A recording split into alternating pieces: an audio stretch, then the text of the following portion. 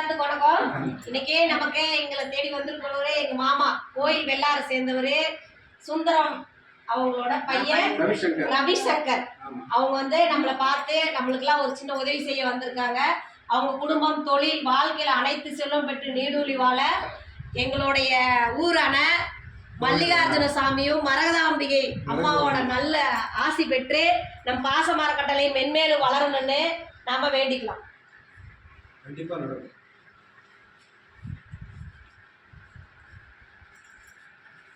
எங்களுக்கு உதவி பெறுங்க திரு ரவிசங்கர் மாமா அவர்களுக்கு மென்மேலும் நன்றிகளையும் வாழ்த்துக்களையும் தெரிவிச்சுக்கிறோம்.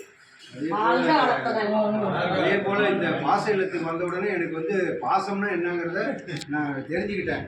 மற்றவங்களையே வச்சு காப்பாற்றாத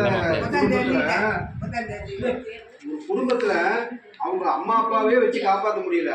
ஆனா இத்தனை பேரையும் வச்சு எங்க சித்தப்பா பேரன் திரு குமார் அவர்கள் அவங்களுக்கு அவங்களுடைய துணைவியார் திருமதி தீபா அவர்களும் ரொம்ப புண்ணியம் பண்ணியிருக்காங்க.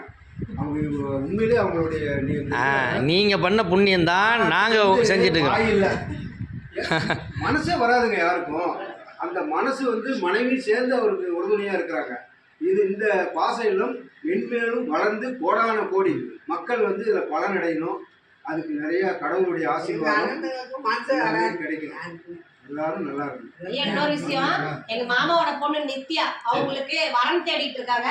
சீக்கிரமா அந்த பொண்ணுக்கு இல்வாழ்க்கை துணை அமைந்து நல்வாழ்க்கையாக அமைந்துட்டு நாம நைட்ல பிரார்த்தனை வைக்கிறோம் இல்லையா, இனிமே அவங்களுக்கும் பிரார்த்தனை வச்சுக்கலாம். திரு நித்யா அவங்களுக்கு கூடிய சீக்கிரம் இல்வாழ்க்கை துணை அமைந்து நல்வாழ்க்கை அமைய நாம இறைவன்ட்ட பிரார்த்தனை வச்சுக்கலாம். வாழ்க வளர்த்தோம். பாப்பா என்ன படிக்கிறா?